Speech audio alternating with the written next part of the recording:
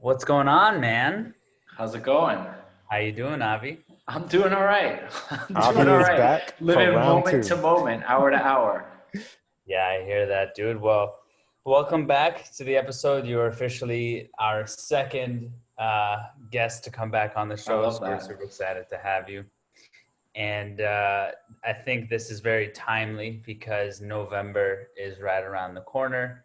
Me and Ruben were talking earlier about Movember and men's health and mental health and all those things. And so I think uh, at least some of the things we're going to get into today, especially becoming a father, deeply reflects, that intention. So, and we're super excited to jump in. And I think a great place to start is, at least for what I want to know, is was the move to Salt Lake prior to the decision to have a child, or kind of where did that begin and end, and was having a child even a thought of decision, or was it something that sprung up in the moment? Yeah, that's good questions.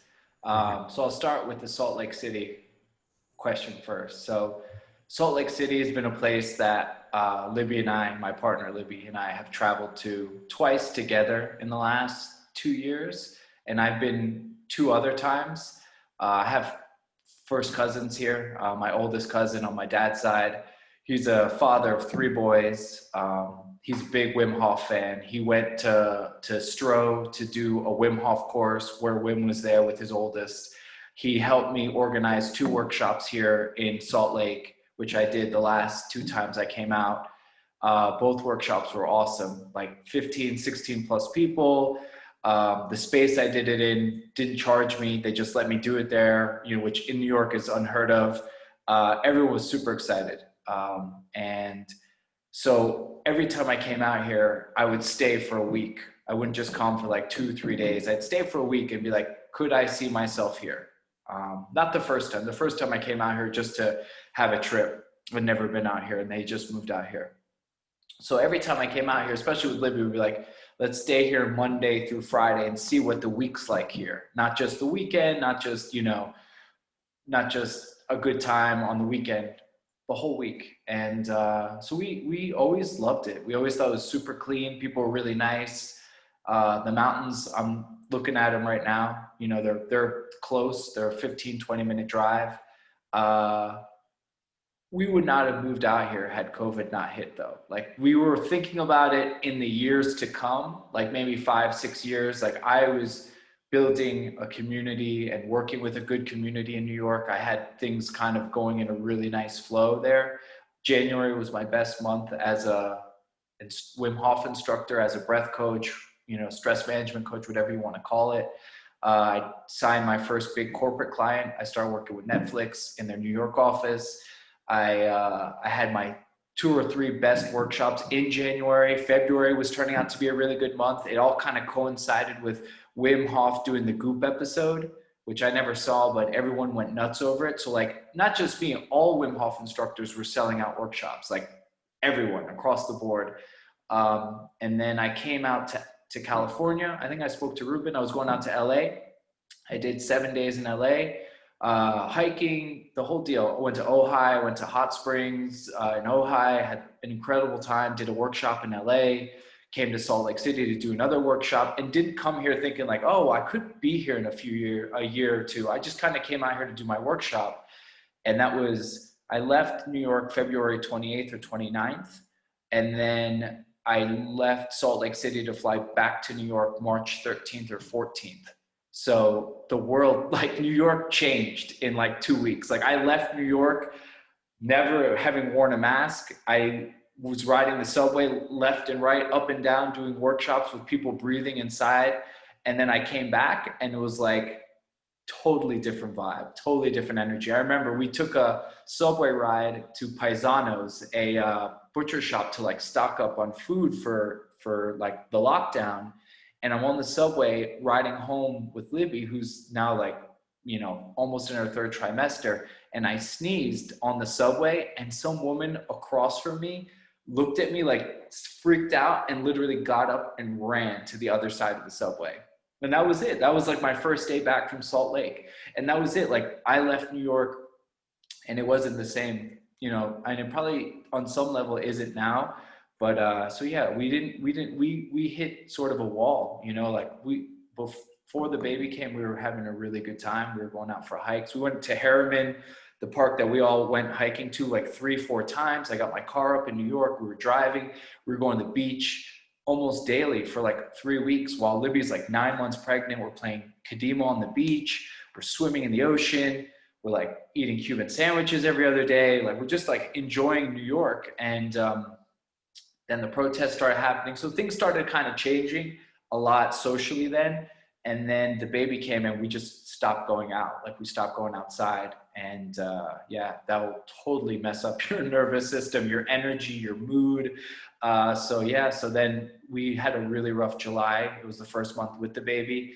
We're having a really rough time with our landlords. And finally we're just like, you know what are we doing? Like, it's tough too, because as like a mental health coach or you know, whatever you want to call what I do, a stress coach, breathing coach, you know the signs when you're going through a rough time. Like you like it's like it's weird because like being a dad now, like I know what sleep deprivation does to people because I read and study it. So now I'm going through it and I'm like, oh my God, those things that I tell people to avoid, I'm doing it right now.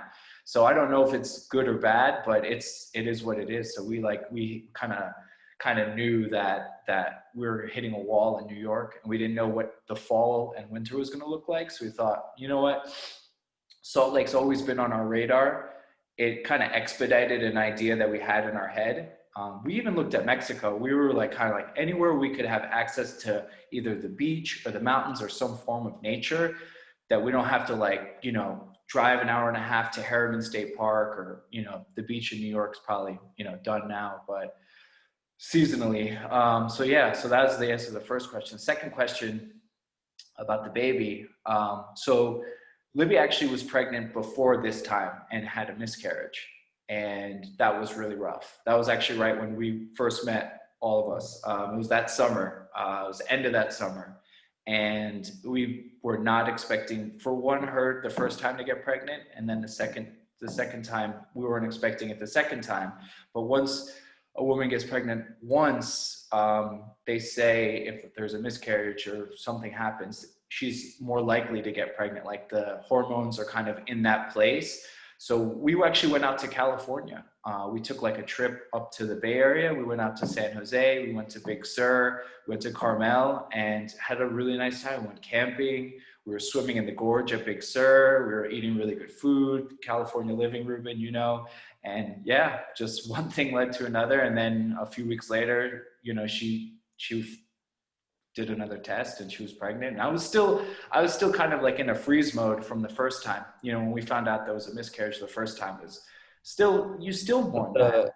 The first time you guys, the first time it happened, you had already sort of accepted it as that, like, we're going to take this thing on. Oh yeah, totally. We were in, yeah. When she took the pregnancy test and said she was pregnant, we were like in from And the there was day no one. doubt in your mind. Yeah, I mean, I'm, you know, I'm not a young pup anymore, you know, and we're together. We're like in it together. You know, we've been together for 4 or 5+ years now. So yeah, it was never really a question, whether I or think not it we were was going to just an take it. interesting time because you know, like you said, we were all hanging out during that time, and that was just around the time you quit your job and Yeah. started a Oh new yeah, it's job really full interesting time. how it worked. Yeah, So it the was like first time she got pregnant was right after I quit my job. And I actually credit me quitting my job and alleviating that daily, weekly, monthly stress to procreation, like to being like feeling free and because, you know, to my knowledge, I'd never gotten anyone pregnant prior. And I actually was starting to like guess my ability to do so because all my friends have either had kids or they've been with women who've had abortions or, you know, those types of things. And I'd never had that. I was always careful, but, you know, never happened. So I quit my job in June and then she found out in July she was pregnant. And had she gotten pregnant prior, I might not have quit my job because, you know, I had a really cushy, we talked about in the first podcast. I was very comfortable making six figures, having full health insurance, and, you know, knowing every month I was going to be making a certain amount of money, and to quit that for something that, you know, I hadn't really done full time. So yeah, that summer was rough. You know, I was doing workshops. Then August was the miscarriage, and I almost did no workshops that month. I did one in the Hamptons, and it was a flop. Like 4 or 5 people came. I ended up like spending almost as much on like the commute out there to do the workshop. And I felt like I needed to take the month off. So I kind of did. And then September rolled around and I started to kind of feel better. And I did a couple workshops and it picked up a little bit, but like August, September, October were my 3 worst, I guess, producing or money months in terms of Wim Hof method. And then November came around and I thought, all right, well, either I'm going to start to like pick this up and figure out how this is going to work for me, or this isn't going to work. And I invested in myself, and I went and took a 5-day master course in Utrecht in the Netherlands.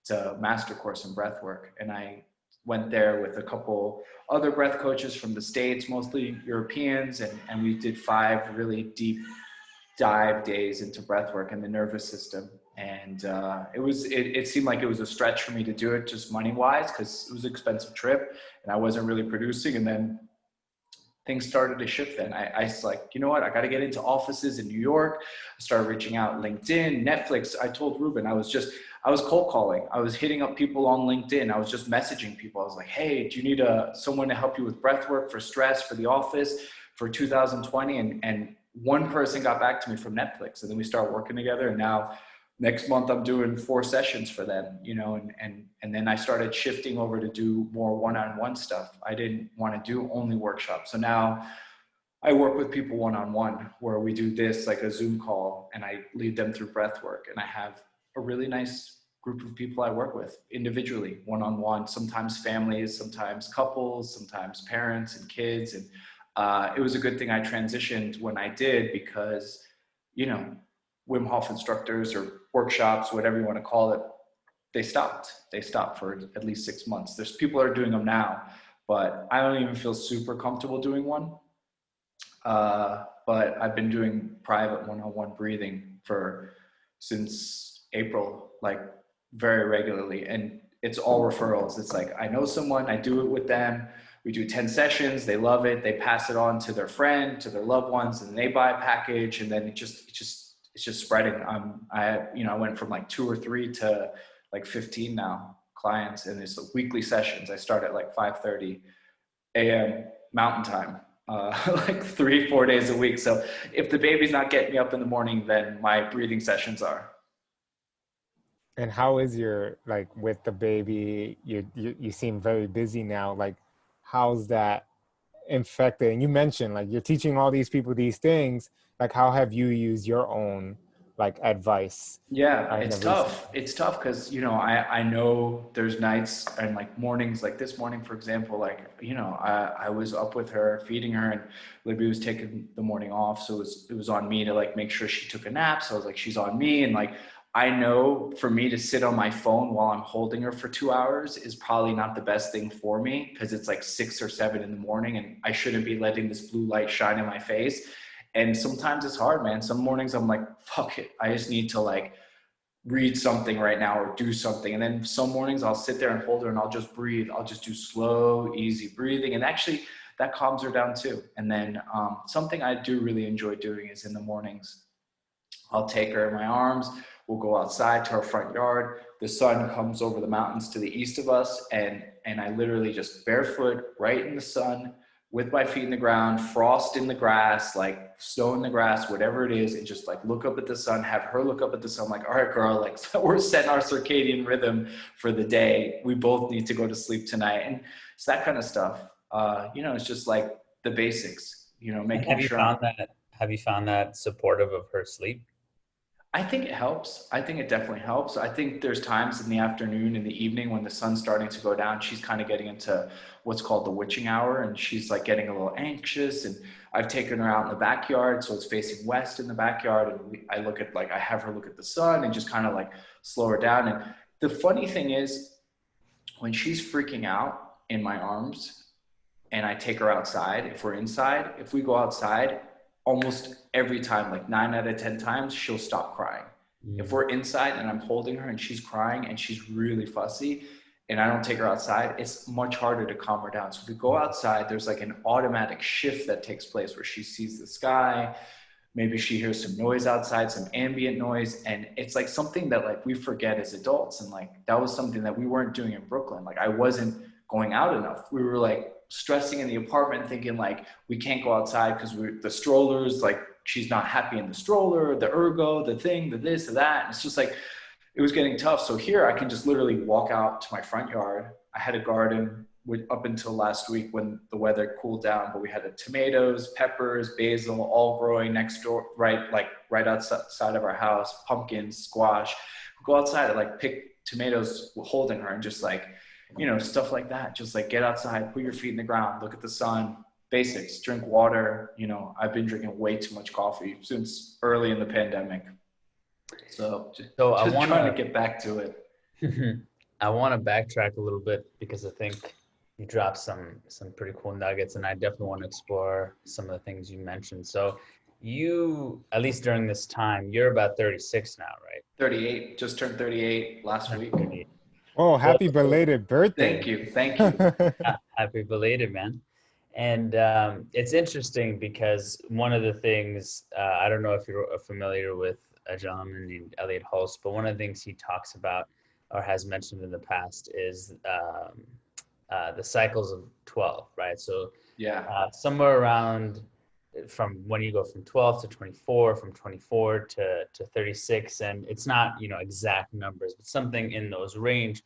And I'm sure it's also true for women, but talking specifically about men, or maybe even all people, there's sort of these events or sort of a multitude of events that happen during these times that really shift who we are as people. And I can even hear from the way you're speaking, like if you go listen to the last episode we did together, like I know you are fundamentally different because of all the things that have happened. And to relate to your experience during that time from summer until just around March, right before the pandemic happened, because I moved back to New York 2 weeks before the shutdown, having no idea that it was coming, or anything like that. And the months leading up to me moving back to New York and the few months after, up until very recently, honestly, there was a lot of chaos, similar to you, a lot of chaos, good chaos, bad chaos, just chaos in my life that really forced me to have to grow in a lot of areas. And hindsight is 2020. So, as you speak about your experience, I can feel that you're able to come from a place of understanding and perspective. But I'm curious to know if you could share with the audience, like when all of that was happening in the moment, and you couldn't see what was in front of you. You could only, grab your balls and hope to fly, type of thing. So, could you kind of New York is out there, New York City. If you could kind of take us through what was going through your mind at the time and how you found yourself feeling out and navigating everything that was sort of unfolding. Yeah. So I think we start playing with ideas slowly. Like I'll be out on a walk and we'll just start talking about things. So I think initially come like May, April, the like high months in New York, I'm on out walks with Libby and I'm saying, what are we thinking? Like, are we going to stick out the summer here in New York when the baby comes and like do the rest of the summer here? We were like hoping to see the numbers go down in June. We're hoping to see things get a little bit more normal in June. So you start like playing with ideas. We're like, well, should we rent a place upstate for a month? And it's like, well, then we got to pay 2 rents. And you just kind of start to like play with ideas. And then you slowly, I guess, just watch things unfold and you stay open and you stay flexible. Like, I think if you lock into one plan and you're like, this is it, we're staying here no matter what till November or whatever it is, and shit's hitting the fan, or like you say, chaos is happening, and you just have to kind of feel into the moment. And if you're feeling that moment is like taking too long to get to November or to get to September, and you're just struggling. And like I said, July was a really rough month for us. Like, it is the most surreal thing to be in the hospital when your baby's born and they give you the baby. And then like 3 days later, you're like, okay, see you later. And I've heard other people talk about it. You don't really think about it till like you're in the situation. And all of a sudden you're getting outside the hospital and you're in the middle of Manhattan. We're on the Upper East Side of the park in Mount Sinai. We're walking outside with this 7-pound, just little baby. And like, you're in the middle of Manhattan and you're just like, what do we do? Like, we haven't slept for 4 days. Like, you don't realize that. Like, we didn't have family in the hospital with us. Like, I was barely let in. So you don't have like your mom there. Like, my mom didn't meet my baby till like a week or two ago for the first time. You know, my dad took him a while. You know, it's just like, so we're on our own, and we leave the hospital, we get home. And at that moment, like I kind of said earlier, like, you're living kind of moment to moment. You're living hour to hour. You're just trying to figure out like, how are we going to get through this afternoon? How are we going to get through tonight? So things started to go haywire with our landlords. We had these old Italian landlords. And when I say old, Alfredo, I'm going to put him on blast, was 99 years old. Legit 99, not like 78. No, he was 99, and he didn't look good for his age. He was like, looked 99. They were really cute and fun when we first moved in. Him and his wife and their 50-something-year-old daughter, who also lived with them. They started going haywire. He would go through our trash. I'd throw out garbage bags. I'd look down. He'd be going through the trash, picking it out. He started banging on our window at all hours of the day. He'd climb up to our little roof deck and he'd knock on the window. I'd be in breathing sessions. He'd just be standing out there looking 99, waiting for me to come out and talk to him.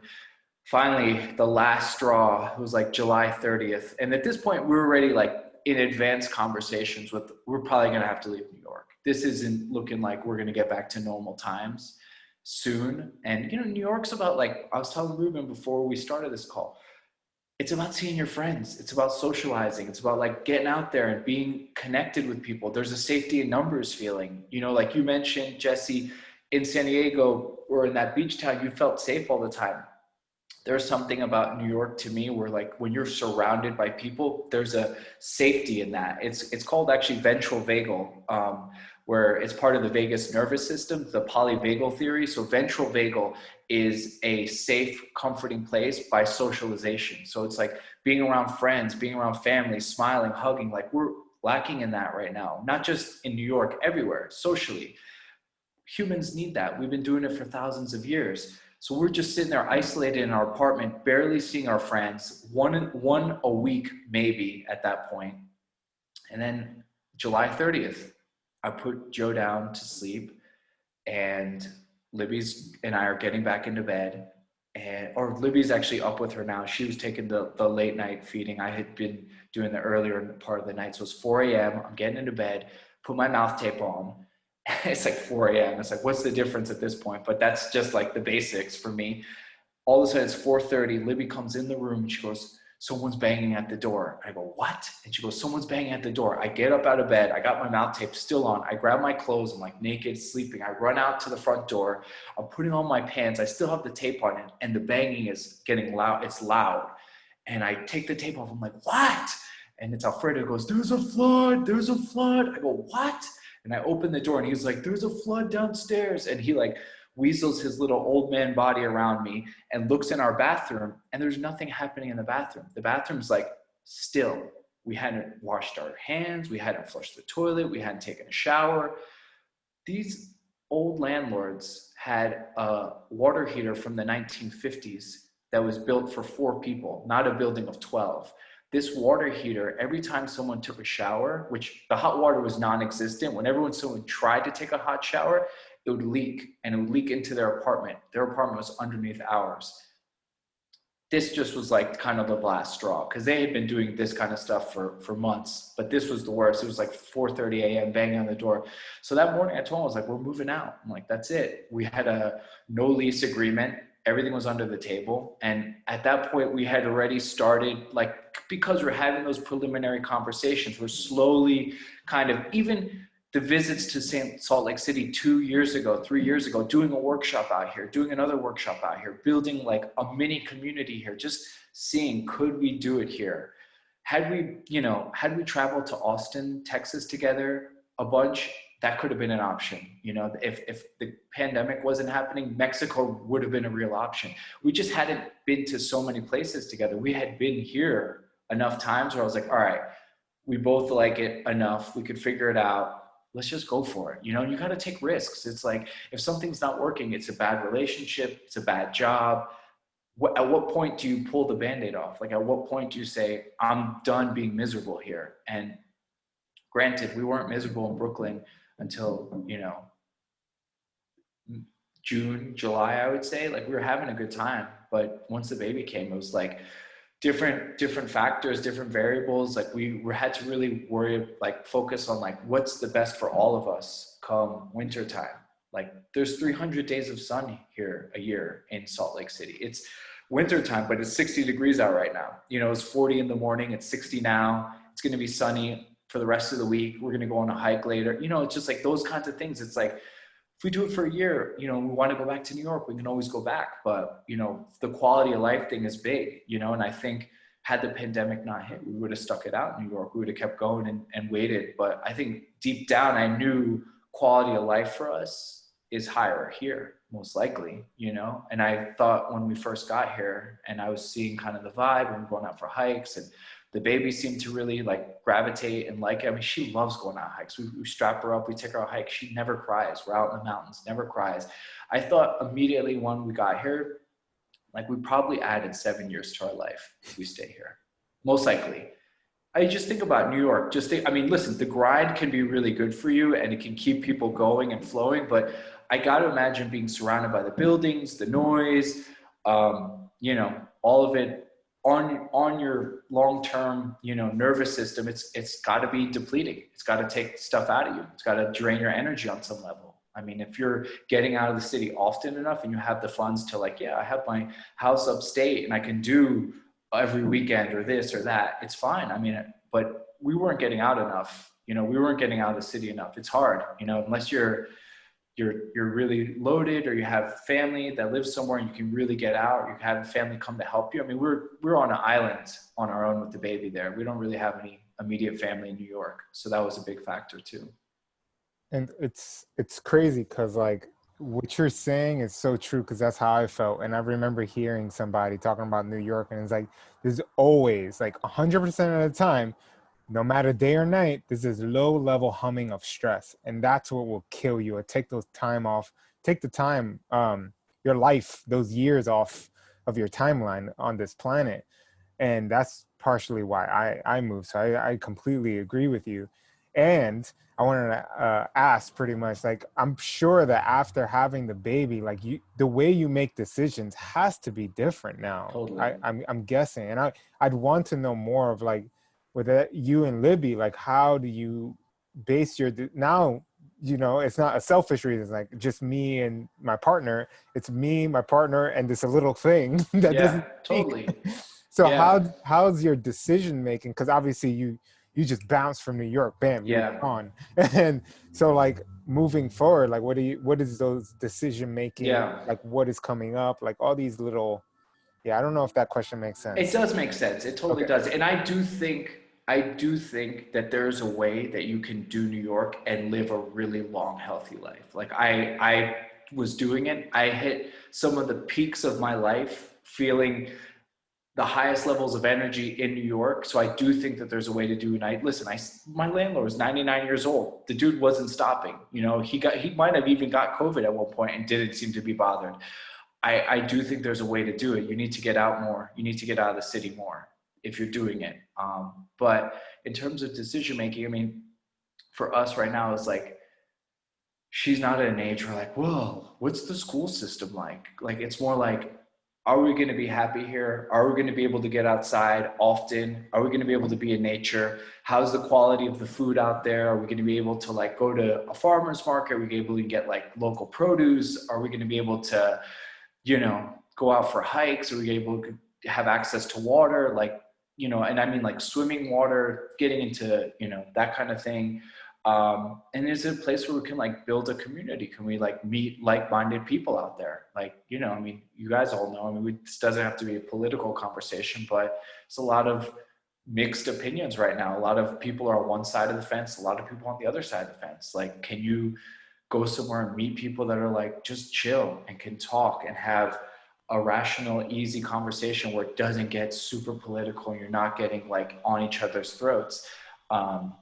So is it like somewhat progressive? Because we're coming from, you know, the liberal capital of, or whatever you want to call it, New York, but there's, you know, it's a bubble. I mean, it's a total bubble. You get outside New York City and it's like the rest of the country is not, most of it's not feeling that vibe. But I think Yeah, it's for funny. us, go It's ahead. funny you bring up, you say, you mentioned it as political because, and this has been mostly from listening to a recent podcast with Eric Weinstein and Douglas Murray, which was just an awesome, awesome conversation. Um, and one thing that Eric Weinstein does that's really awesome is he takes things, mainly words or ways we phrase things, and asks, well, is that really what it is? And I'd be curious to know just your perspective since it's come up. It's like I don't even think what you're talking about is even political anymore. Like Yeah, it's been like washed down to the point where when everything is political, nothing is political, right? yeah, So if like any opinion you have on anything now is a political conversation. It's like, well, what is that? Where is that defined? And so, yeah, I think that's something a lot of people are currently struggling with, even myself, where I found that some of my best, I don't want to say some of my best friends, but some of my friends who I got along with really well, and before all of this, we were hanging out, and it seemed like we were on the same page. Like it seemed like we were like, well intentioned and even minded. And now I find myself having complete opposition with some people, at least seemingly so, because when you just post a meme on Instagram, like you're not curating a full thought, you're just saying something. And totally.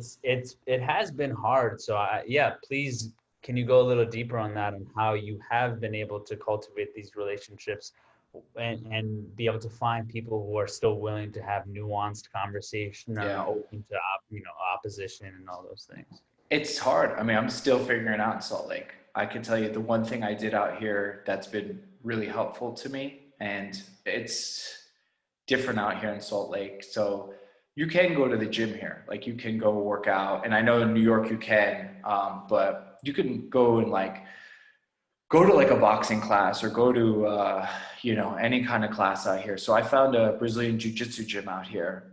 So I started going. I started going like 3-4 times a week if when the schedule allows it. And I met just a great group of guys, like a great group of people. And I'm guessing most of them and I probably don't align in some ways, like politically or whatever you want to call it, that like social concept. Like I'm driving a hybrid car, they're driving pickups. One of them asked me, he's like, so you moved to Salt Lake, you got any guns yet? I'm like, no, dude, I don't have any guns. But that's what it is. And like, I think it's just, I think you have to find and pick and choose your discussion points in some level. Like I'm not necessarily going to go into a conversation with them about who they're voting for or something like that. I don't really give a shit. I'm here to exercise. I'm here to get my heart rate up. I'm here not to get strangled. I'm here to do some strangling. And I want to be able to like have a good time. And I think at that level, when you're doing that type of activity, people connect in a different way. And it's very simplistic. And it's something I think you guys both understand very well. When you get into that like high level of competition and stress, it brings you closer together. Like there's guys there that are from totally opposite sides of the spectrum as me, but we have a commonality. We have something that we both appreciate. And having been new to it, there have been really open arms, letting me in, treating me as one of their own, and I'm having a really great time doing it. And then, we talk about breathing. We'll talk about, podcasts that we all like, things like that. And, we just kind of keep it light, but that social environment's been super helpful for me. It's been nice. I've been able to connect with guys and people that just are into, getting their hands dirty and just getting out there and getting after it. And I've been missing that. I was doing workshops sometimes 2-3 times a week. We were doing the Fire and Ice in Brooklyn, and that was bringing all different types of people there, from NHL players to yoga instructors to, you know, C-level executives at big startups. And everyone was just kind of into like sweating and getting really cold and breathing. And just like, this is kind of like the same vibe. Like you go there and you're just like, this guy might have just gone elk hunting all weekend, and I might have been leading breathing classes all weekend, but we're here and we're like going after it, and it's awesome. And you know, that's the kind of thing, like I knew if I came out to Salt Lake City, I didn't know I was going to join this gym and do this. I had my eye on it, and I'd done it in Brooklyn before, so I knew there was a potential for it, but I knew the paranoia and the fear, or whatever you want to call it, all of that is a lot less out here, a lot less. They're not, you know, like people are like, oh, well, is it social distancing and Brazilian Jiu-Jitsu? I'm like, no, it's like the actual polar opposite. It's like you're trying to smash someone as close as possible, and there's no breathing room, and you're literally on top of them.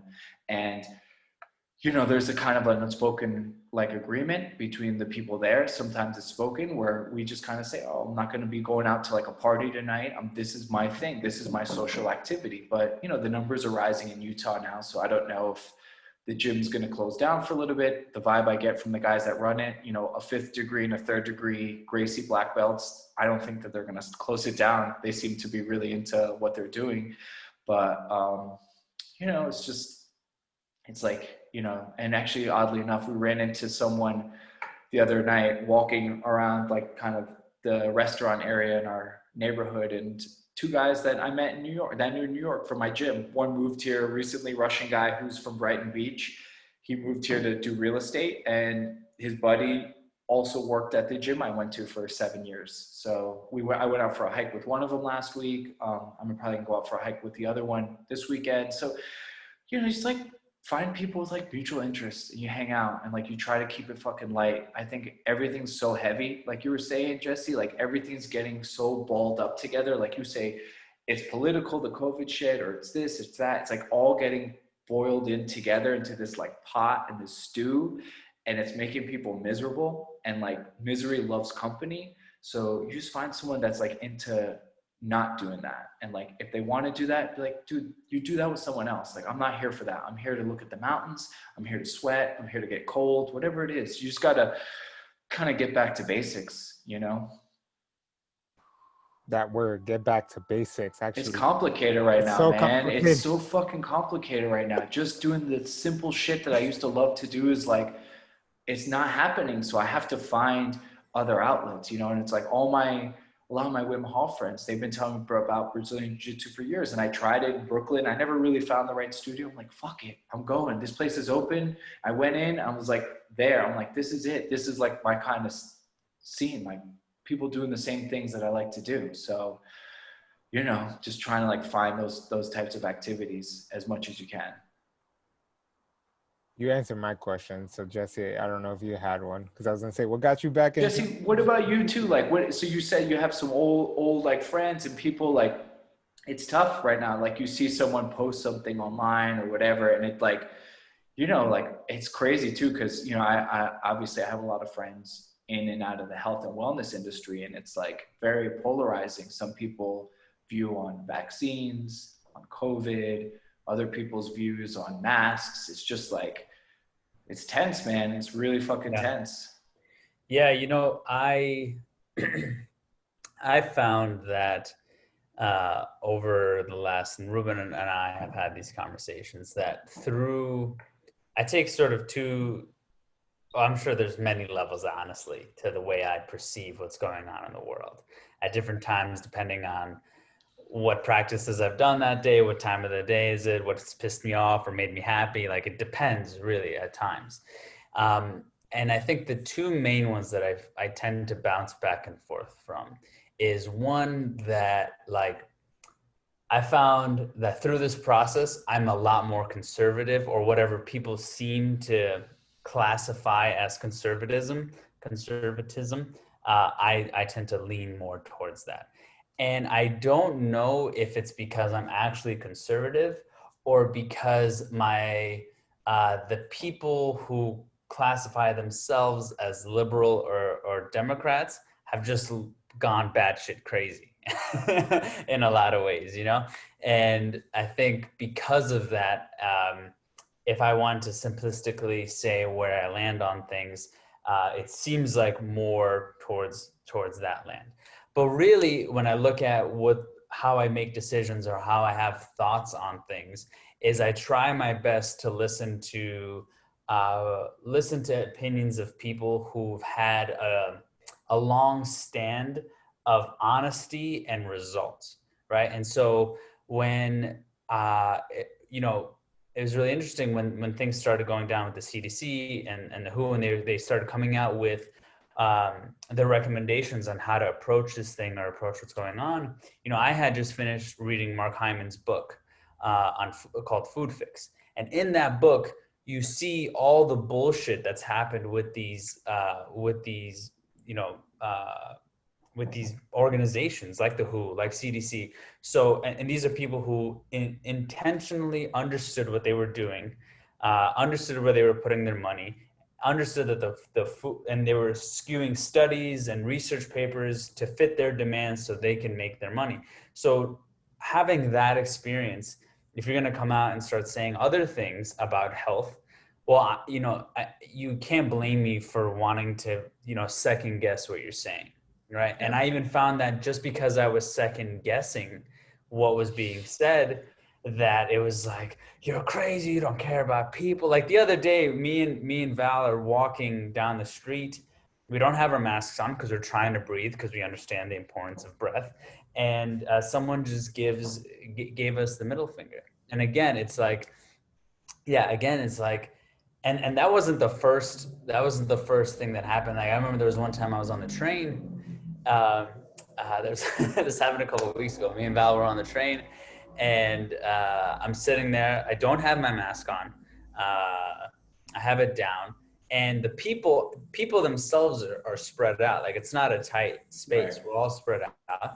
I don't have my mask on. I have it down, and this guy, he goes to me, and this is something that I found recently. I've seen it done in different ways, and it's almost like people are having Twitter conversations in life, where he doesn't approach me like a human. He doesn't like just acknowledge me as a person. He just goes, "Put your mask on." He's like, "Put your mask on."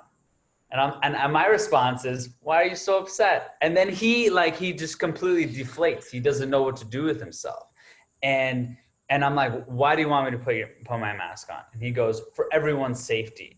And I go, "Everyone's safe." And he has nothing to say, because he's just regurgitating what he's heard. Yeah. He's just regurgitating, "Oh, this is why we're supposed to do this, and this is what I'm supposed to say if I need to approach someone about it." But there's no ability to carefully create a thought process as to why is someone doing what they're doing, and why do I feel that this person needs to do something else. And that's just what I found.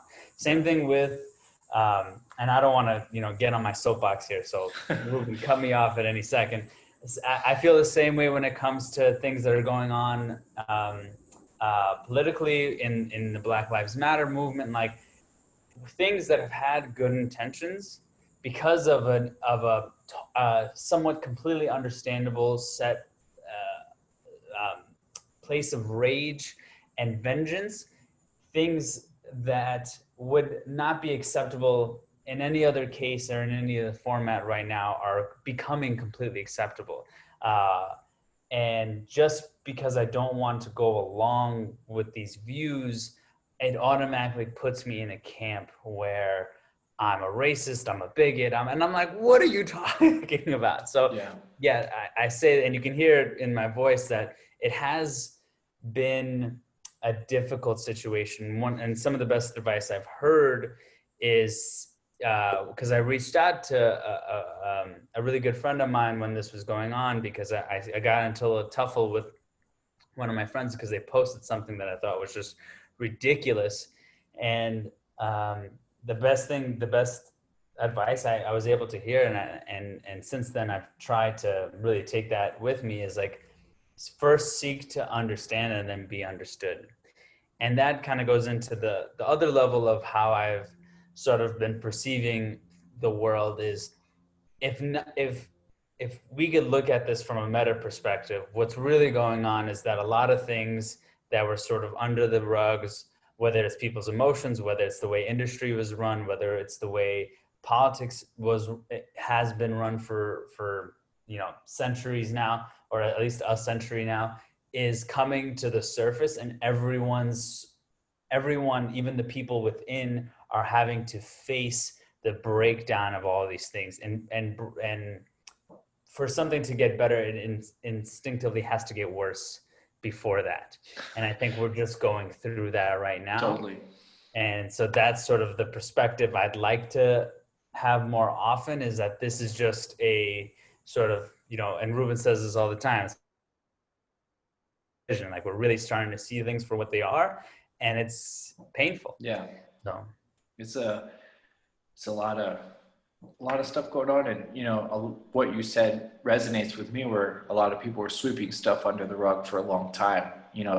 This country in particular has a health crisis, and has had one. Type 2 diabetes, Alzheimer's, Parkinson's, all these autoimmune diseases, stress, anxiety, depression, deaths of despair, which is either suicide, overdose, or death by alcoholism.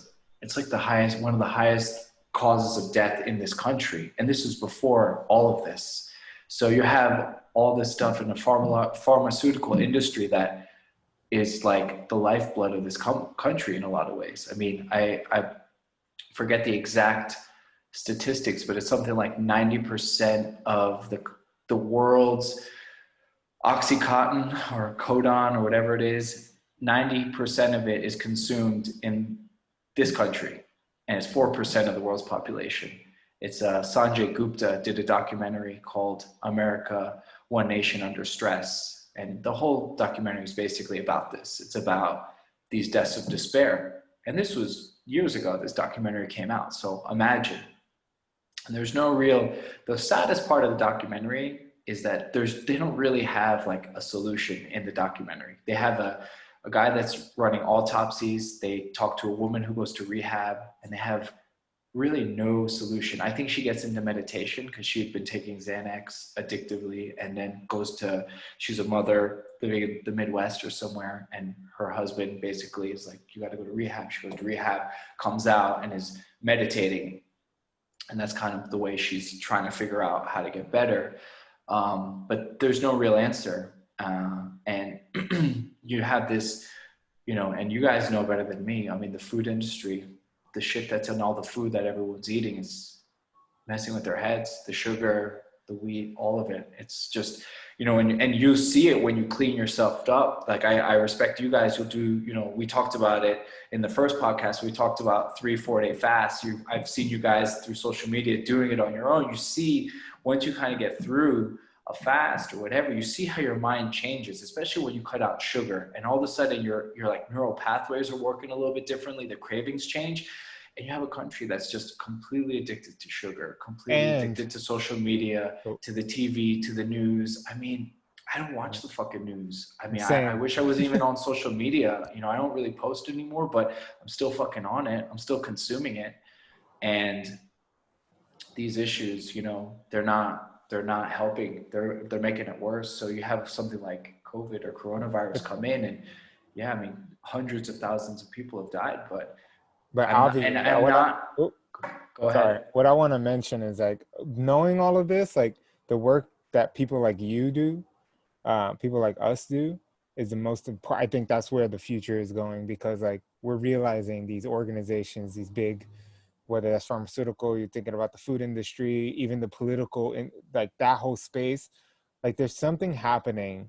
The fact that we, the individual or the collective, if you have your small tribe, are becoming more important.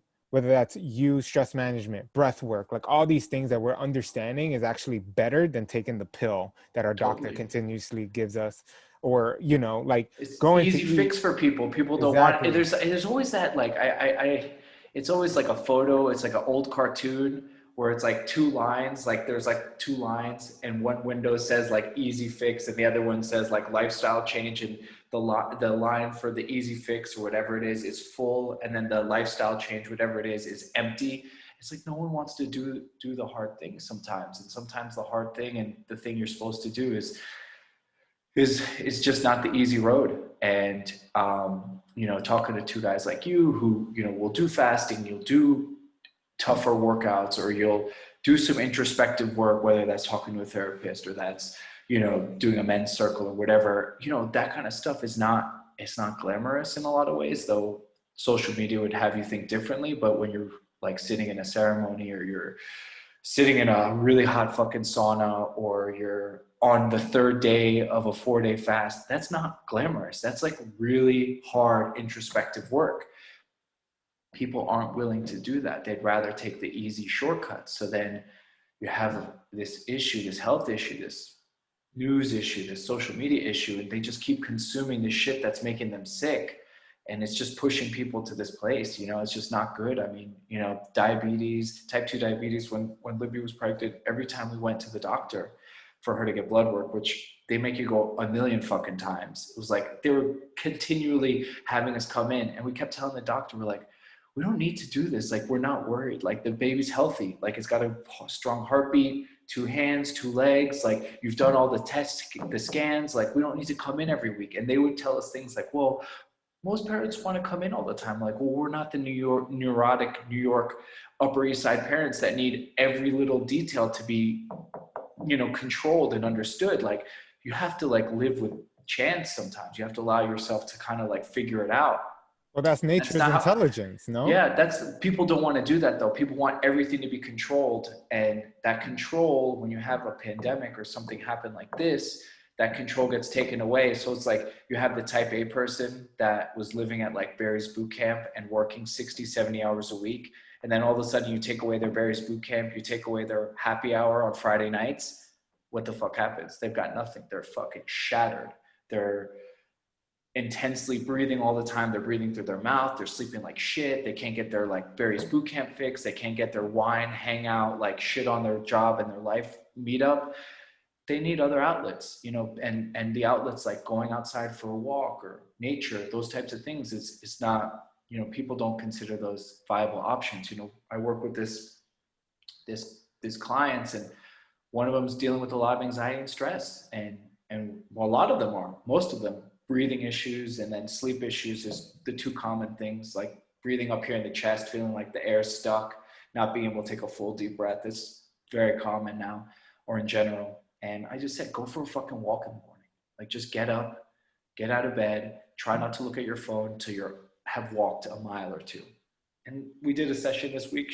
One week we've done 2, and she said she feels so much better. And it's simple shit. It's just like, get outside, walk around, let the sun hit you. And Jesse, man, I feel for you, dude. I had so many people scream at me. I didn't ride the subway without the mask, but I got screamed at plenty of times at Prospect Park for not wearing the mask.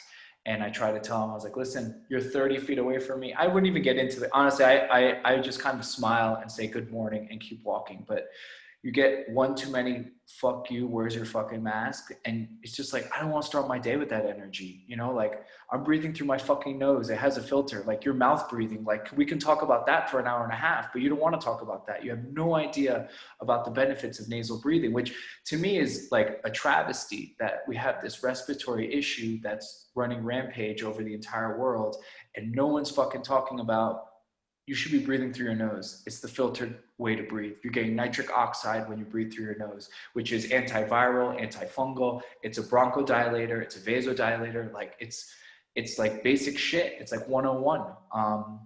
It's also better for your stress. It's how your body's designed to breathe. You're supposed to breathe through your nose 90% of the time. The mouth's like, you're at the end of your workout, you're fucking on a run, and it's that last mile, whatever it is. Yeah, use your mouth, like break glass in case of emergency breathing. That's what I call it. But the nose is like 99% of the fucking time. That's why I tape my mouth at night to go to sleep. I ensure nasal breathing that way. It's 7 to 9 hours. Well, it used to be, it's like 4 to 5 hours now. But you just, these kind of basic things, it's like so niche, whatever you want to call it. So like, you know, people think I'm crazy. Like, yeah, I tape my mouth shut to go to sleep. And I'm like, yeah, but I don't fucking get sick really anymore. Like once in a while, occasionally, it's mostly stress induced. If I have a huge stressful moment, yeah, I'll probably get sick after that. But most people, that's their baseline. And dude, New York got hit so fucking hard. Probably because people are more stressed there than anywhere else in the world. Early on with the pandemic, the fucking stress was insane in May in New York. It was nuts. April, we only heard sirens all day, every day, sirens. What does that do to your nervous system? You know, like no wonder shit, you know, people were on the brink, you know, they're already on the brink of burnout, like April, March. They're already like, their lifestyles are already so fucked up that it doesn't take much to push someone over the edge. And then you take away their release, their Barry's boot camp. I'm shitting on Barry's boot camp a lot, but Soul Cycle, Flywheel, whatever you want to call it, you take away their little release, their little moment to like decompress, their you know, happy hours. It fucked them up totally. And listen, I missed out on shit too. I missed going, you know, to hikes with you guys and going to the Russian baths, and like, yeah, I fucking missed it. But shit, I was taking cold showers. I was still like filling up my ice bath and hopping, you know, and going to the beach and swimming in the ocean. Even when they told us you couldn't swim in the ocean, I was like, fuck that. Give me a fine. If I'm going to get sick, I'm going to get sick swimming in the ocean. Like, so be it. Yeah. Yeah. And just a quick note on what you're talking about, nasal breathing, you know, I listened to, and I highly recommend people go check this out, because I didn't even know about nitric oxide and really what the power is there. And Aaron Alexander, the Align Method dude, and he has his Align podcast. He actually had the guy who won, I don't remember his name, but he won the Nobel Peace Prize for his discoveries in nitric oxide. And when I learned about what it does and its relation to the nose and nasal breathing, I completely switched up my breath practice. First of all, I then started having breath practice because I heard Wim Hof talking. You know, there's things that you do and then you let them go, and then you hear someone talk about it again, and then you're like, why the fuck did I let that go? And so I brought it back, and I switched it because I know Wim's, correct me if I'm wrong, I know Wim's method is mouth. Mostly, yeah. I mean, they've changed it. So like Wim before was all like any hole. It doesn't matter. He didn't give a shit. Truth is, you go deeper 9 out of 10 times if you're breathing through your mouth, because you're offloading more CO2 and you're bringing in more oxygen. So it's shifting your pH balance at a higher level because the vessel's bigger. So your mouth dumps CO2 at a larger scale and you're breathing in oxygen at a larger scale. But the nose is smaller. So for you guys, athletes, you working out, you want to become more tolerant of CO2. CO2 is what you're exhaling. It's not a bad thing. It's good to be tolerant of CO2. You want to play on, I always think about playing on both sides of the spectrum. Wim Hof breathing is more alkaline. So you dump CO2 at a higher volume and you hold your breath for really long periods of time. And then the CO2 rises. And then the other side of the coin's like the Takeo method or oxygen advantage, where you breathe less. It's minimal breathing and it's all through the nose. You start to use the smaller vessel to become more tolerant of CO2. And it's good to have both. So when I teach a workshop, I'm not just showing people Wim Hof method, because some people can come to Wim Hof method and get blasted off and love it. And then you have the type A person that's all up here with their breathing and it's, you're not going to have a good experience with Wim Hof breathing. I have to show you how to slow your breathing down, how to activate your ribs, your diaphragm, all the vessels of your breath, you know? So it's like everyone's kind of different in that sense. So you have to give people, like when you come to my workshop, you're going to get 5 or 6 breath practices because it's not a one size fits all. Wow, that's really interesting. And because over the last weekend, a group of buddies of mine, we all went to the beach, did some breath work and jumped into the water. And one of my good friends, he's built like a rock, and he's jacked. He's built like a rock, and he's very chest heavy. Yeah. And he does sort of a traditional Wim Hof breathing every day. In through the mouth. Into the mouth. And I didn't know anything you were talking about. And I was like, oh, my explanation was the nitric oxide. So I was like, oh, let's try doing it through the nose. I explained the nitric oxide stuff. And he's like, all right, cool. And this dude had an explosion. Like, he's like, yo, I've been doing Wim Hof every day. and I've never had a release like that before.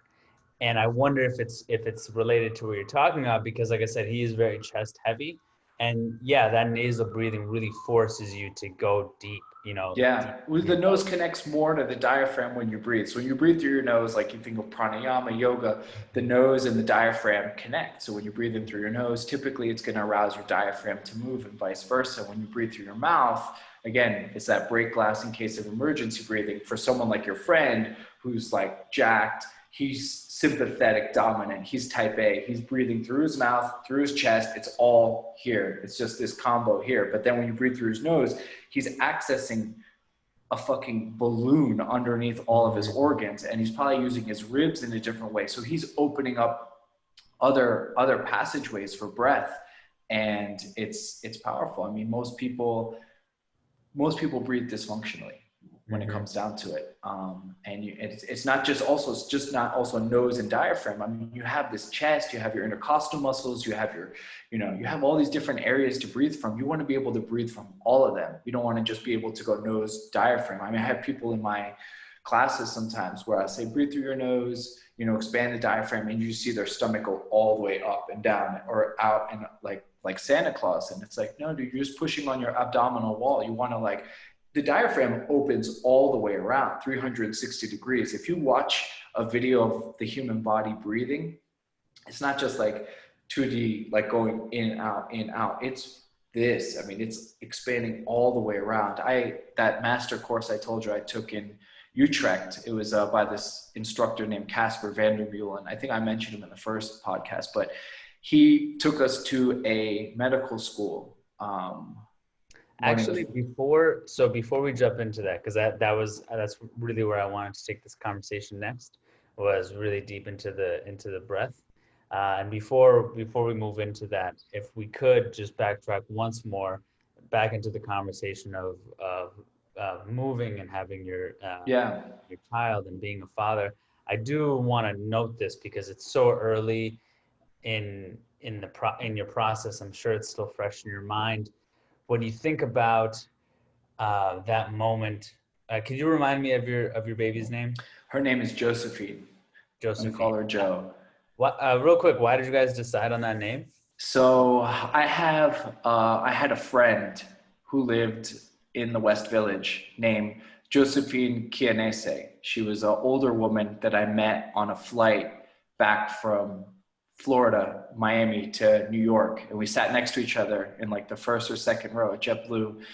And we just hit it off. She was an actor. She acted on Broadway, and I was getting into acting at the time. And we talked the entire flight. And we landed. And when we landed, as like everyone's kind of gearing up, the plane's taxiing, I was like, well, why don't we exchange numbers and like hang out? She told me she didn't have really any family. She's probably in like her 70s. So we exchanged numbers, and she goes, I'm not going to call you. Like, you'll have to call me if you want to hang out, which I thought was funny. So we started hanging out. I started running scenes with her. I was taking acting classes. I was going out for auditions, and I'd say, I have a scene. She'd come over. We go over. I go to the West Village. We'd go to this restaurant on McDougal called 12 Chairs. We'd sometimes just sit in the park. And she was just, I've met a lot of people in my life that are towards the end of their life. I have 3 or 4 people, I'd say 4 people that I've met maybe in the last year or 2 before they pass. And this woman was one of those women. And I met her, and she had had pancreatic cancer previously, and it came back while we were like friends. And she, I was with her really far into that whole process. And so when we knew it was a girl, I think my sister even mentioned, like, why don't you call her Josephine? And I didn't, it just made sense. She's a really special woman. I met her, it's like lives intersect at weird times, and that was one of those things. So yeah, that's Josephine, how we came up with the name. Wow, man, you just gave me freaking chills, dude. Yeah, she's a awesome, special woman. It's New York stories, Yeah, that's an incredible story, man. So where I was going with it was, they talk about, I've heard this a long time, and I don't know if it's true, if it's really science, but you could tell me.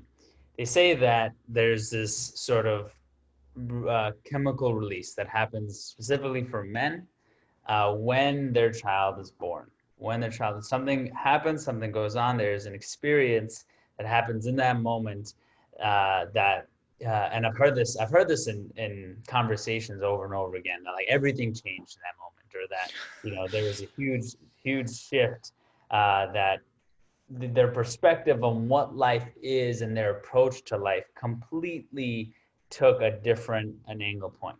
Can you talk into that a little bit?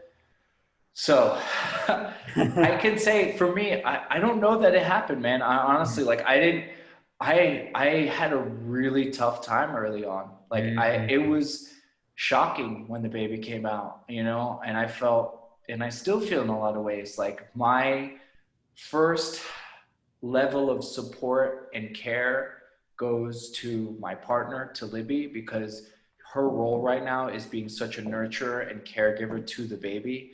There's something called the fourth trimester. I don't know if either of you guys have heard of it, but human babies are born in the third trimester, at the end of the third trimester. They come out and they're not really capable of taking care of themselves. They can't walk, they can't feed themselves, they can barely go to sleep by themselves. Other animals, a horse, for example, have you ever seen, maybe you have, you guys are New Yorkers. Horses are born, they come out, they can walk, they can move, they can basically do their thing. Same they with don't elephants. have to be, yeah, most animals. Human babies come out and the fourth trimester starts when the human baby comes out.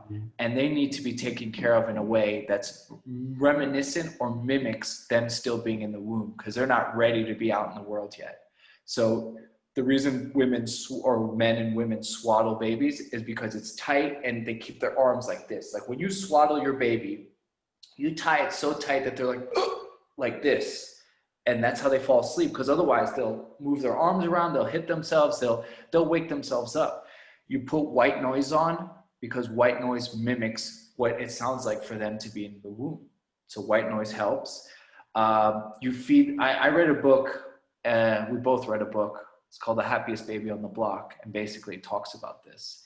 And you're trying to recreate the womb experience for them.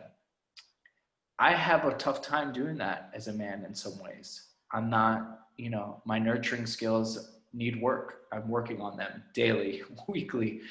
And Libby's, I don't know if it came natural to her, but she just was doing it. She just knew how to do it in a way that I didn't.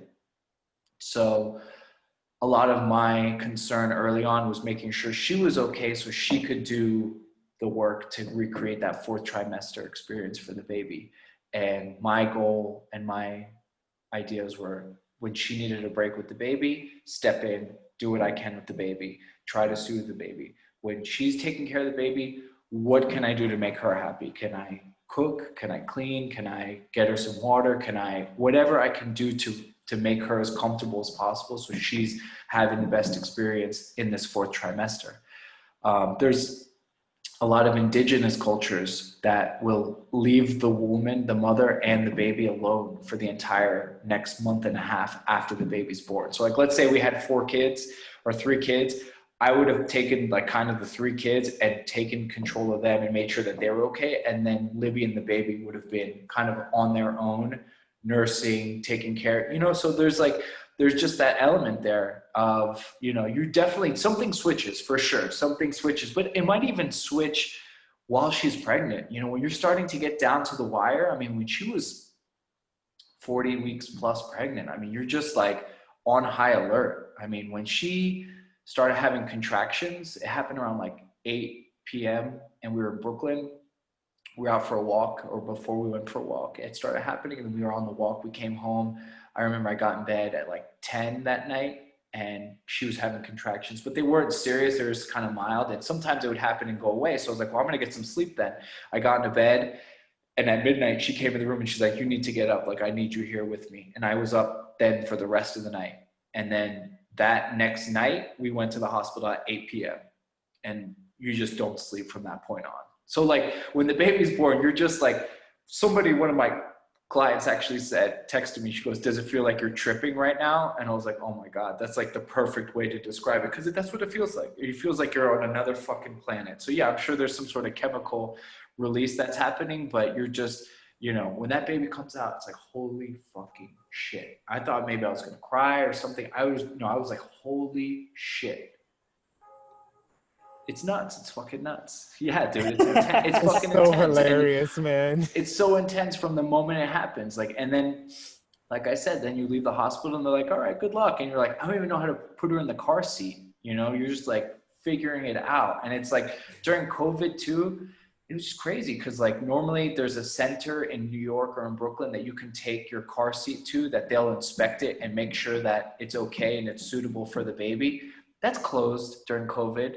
They're not having people come in and check the car seat. So how do you make sure that the car seat's not gonna, you know, it's like that kind of shit. And it was like that kind of stuff just kept amplifying.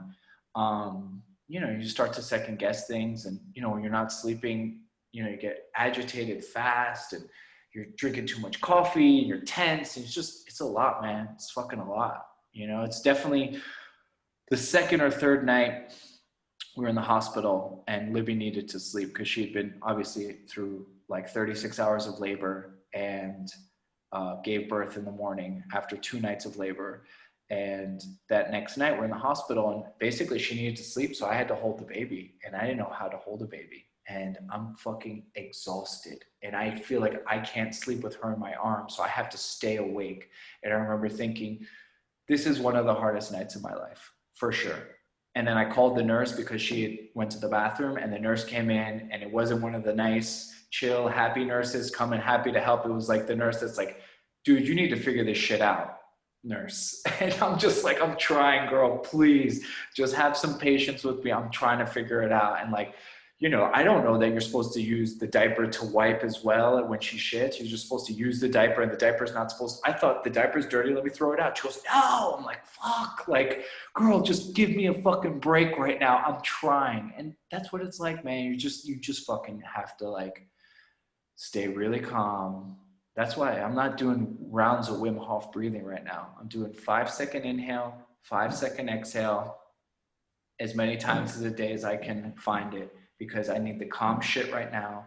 And then I go to jujitsu if I'm lucky for an hour and a half, and I try not to get strangled, and I let all that shit out that needs to come out because there's a lot of shit in there right now, and I just release it. And I come back and I breathe and I relax. And I can tell you one thing also, stress. I'm going jiu-jitsu with 225, 250 pound mountain men in Utah, and they're trying to strangle me. And most of the time they do. I'm the white belt in a class of all purple belts. That's not stressful. When I come home and I'm holding my baby and she's screaming and her face is red and I can't get her to stop, that's when I'm stressed out. There's actually a photo of me in jiu-jitsu with this guy behind me holding me in a choke, and I actually have a smile on my face. It's crazy. It's the weirdest fucking picture. I'm getting choked. I'm about to tap and he's smiling. I'm smiling. He's not smiling. I'm smiling. And he sent me the picture. He's like, dude, my wife said you look so relaxed. I'm like, yeah, man, it's the fucking nasal breathing.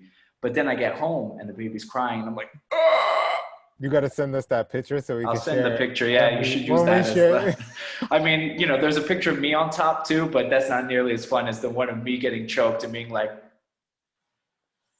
So yeah, man, honestly, it's not easy. It's not easy. And there's this expectation once you have the baby that like people are like, oh, isn't this the greatest thing in the world? It's like, I don't know, not early on. Early on is really fucking hard. And I don't have like a abuelita here, like, you know, helping us out. It's fucking us. Like, it is us. And I told Libby before the baby, like, it's going to be super fucking hard in the beginning. But if we can get through it, we'll be so much stronger for it. Like, if we can figure out a way and make it work, we'll be better parents for it. We'll just go through the fucking fire.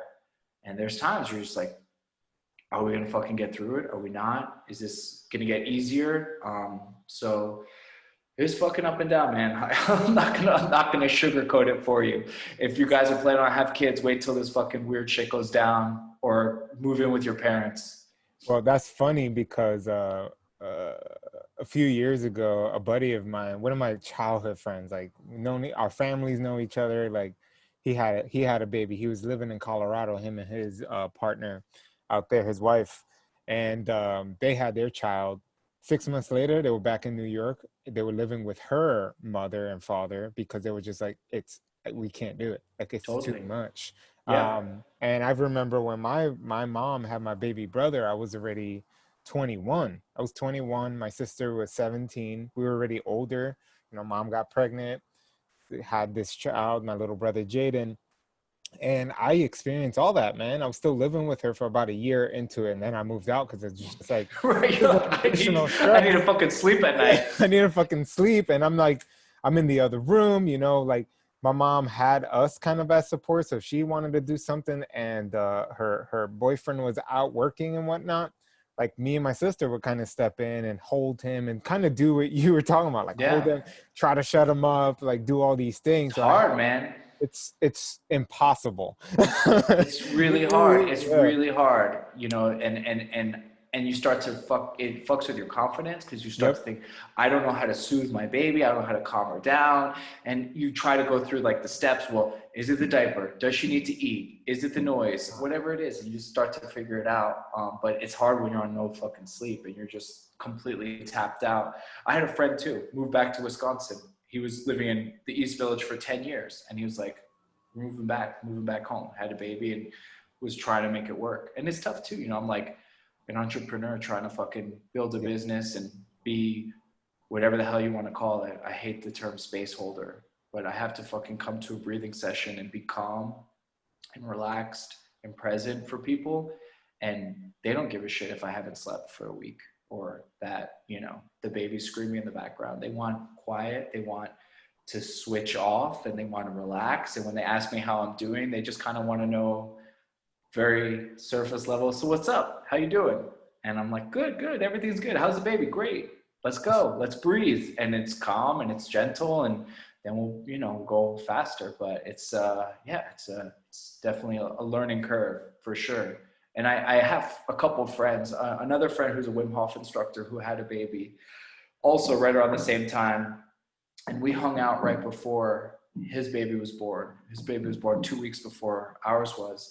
And we went to the beach, we went to Jacob Riis Beach because Libby and I were going every day. And we told him, let's meet there. And I was like, dude, like, it's crazy. And he's like, man, we haven't been out. We were like scared to go out. And a lot of pregnant women before they had the baby during the pandemic, we were just like, I'm not going out. I'm not going to take a chance getting sick.